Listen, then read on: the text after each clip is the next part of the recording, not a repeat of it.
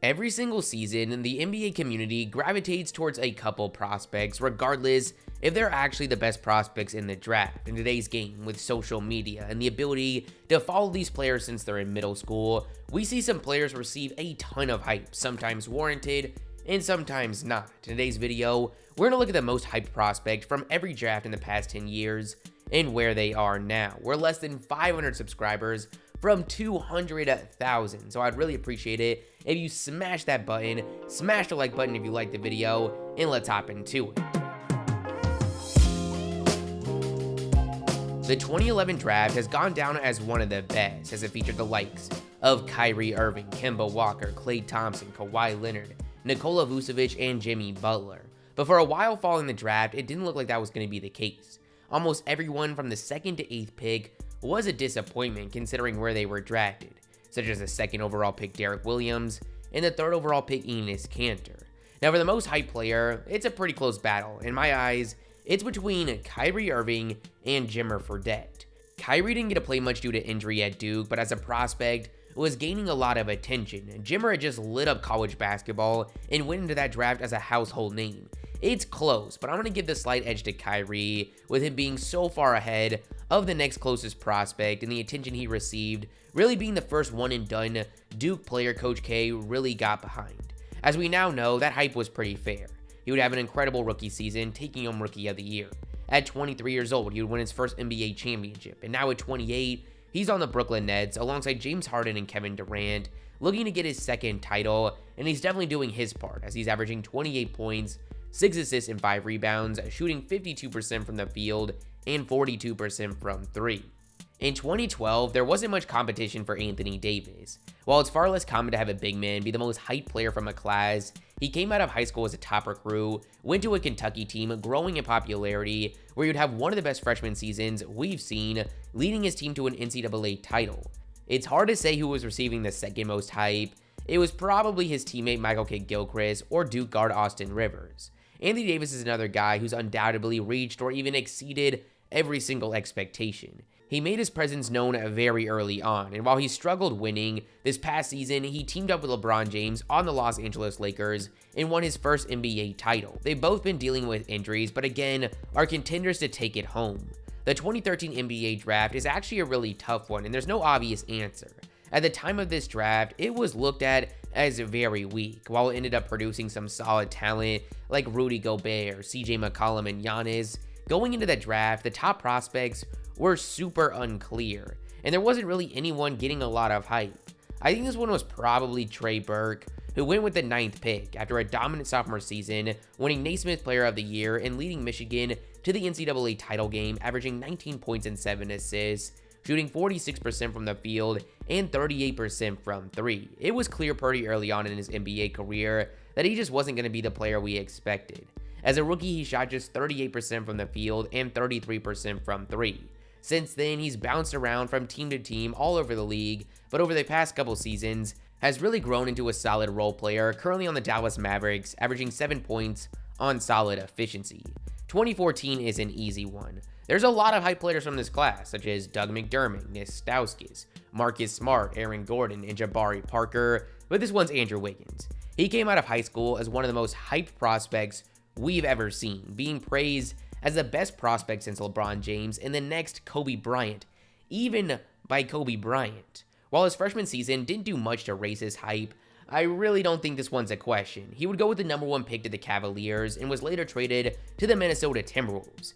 He would win Rookie of the Year, but after that, we didn't see much improvement. He would eventually earn himself a max extension, but the NBA community really started to question his value in this league over the last few seasons. This past year, in the trade that sent D'Angelo Russell to the Timberwolves, Wiggins was sent to the Warriors, and so far, it's been great for him. He's averaged 18 points, shooting 47% from the field and 40% from 3, but more importantly, has really bought into his role and on the defensive end, actually making him a really interesting piece of this team's future with him being just 25 years old. It's safe to say he hasn't and probably will never reach those insane expectations set for him coming into this league, but I'm excited to see how the rest of his career pans out. 2015 is another tough one. The first 2 players off the board were Karl-Anthony Towns and D'Angelo Russell, who had a good amount of attention as prospects, but I wouldn't say there was much hype. I think the best option here is Jaleel Okafor, who led Duke to a national title, averaging 17 points and 9 rebounds. He would end up going with the 3rd pick to the 76ers, and actually had a great rookie year, averaging 18 and 7, but with his game being focused around a dying, back-to-the-basket skill set, that would actually end up being the best season of his career. By year 3, he was out of the rotation and on his way out of Philly. Over the past couple seasons, he's been a role player for New Orleans and is now on the Pistons, but hasn't played much this season due to an injury. The 2016 NBA draft had a lot of excitement at the top. Ben Simmons and Brandon Ingram were both the first 2 players off the board. Ingram really became a household name at Duke, but he didn't manage to make up the ground that Ben Simmons had established in high school. Ben Simmons was a 6'10" point forward that dominated, and then went to LSU, where he wasn't getting much coverage, but there was no stopping the hype, and a lot of people were very excited to see what he was going to do when he became the #1 pick to the 76ers. Sadly, we would have to wait, as he had an injury that caused him to miss his first entire season, but once returning, he was now a full-time point guard and would win Rookie of the Year, averaging 16 points, 8 rebounds, and 8 assists. Now, offensively, he's been basically the same player since, but he has grown a lot as a defender and is now one of the top contenders for Defensive Player of the Year. Currently on the 76ers, who are the 2nd seed in the East and looking to make a run for the title. I'm excited to see what both Simmons and this team can pull off. If you have to think about who was the most hyped prospect in 2017, you just weren't following the sport. It's undoubtedly UCLA point guard Lonzo Ball. There was a lot of factors that went into this hype. He went viral in high school, winning the national title alongside his 2 younger brothers.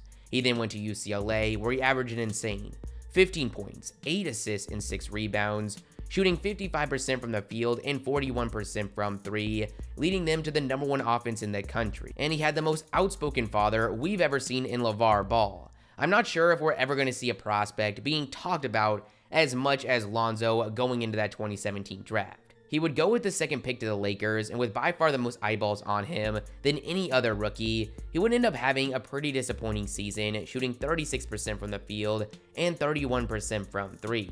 It took a while for him to put everything together, but he's now on the Pelicans, and things are really looking up. He's averaging 14 points and 6 assists as a 39% three-point shooter, and it looks like he's in for a pretty big payday this free agency. For 2018, Luka Doncic probably has a case, but that would be more so from the NBA's overseas audience, so it's hard for me to know where that hype really was. I think the most hype that I personally noticed was for Trey Young, who was getting praised as the next Steph Curry after a freshman season that saw him lead the country in points at 27 a game and assists at 9 a game, shooting 36% from 3 on over 10 attempts, which is just insane for college. The Hawks would end up getting him with the 5th pick via a trade. He would have a pretty underwhelming rookie year, but then took a massive jump in his 2nd season, going to 30 points and 9 assists on pretty solid efficiency. This year, we've seen a little bit of a dip in his box score scoring, now going to 25 a game.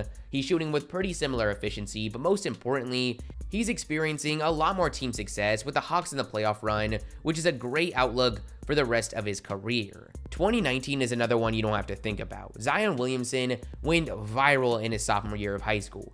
He was 6'7", 250 plus pounds, playing against small private school kids, dominating, throwing down jaw-dropping dunks. He was going more and more viral game after game, and by the time he was going to Duke, he was easily the most known player in the class, but he wasn't getting that same respect in terms of an NBA prospect. But after dominating in his freshman season, that all changed, and he would finish as the consensus #1 pick in the draft. The draft lottery wasn't called the draft lottery, it was the Zion Williamson Sweepstakes, and the New Orleans Pelicans would end up winning it.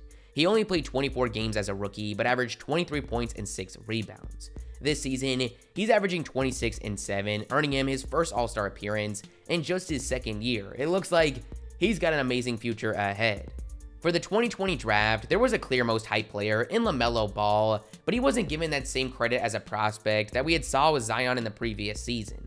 It's interesting to think about where his hype would have been if he had continued on the path he was on as a sophomore, but nonetheless, he would end up becoming the 3rd overall pick in the recent draft to the Hornets. While he was easily the most talked about rookie going into this season, it's safe to say that his hype has gone to another level with his play up until this point. Before going down with injury, he was averaging 16 points, 6 assists, and 6 rebounds, shooting 38% from 3. man, am I excited to see what the rest of his career looks like. But that's the video, guys. You guys tell me your thoughts in the comments below. If you like the video, make sure you like and subscribe, and peace.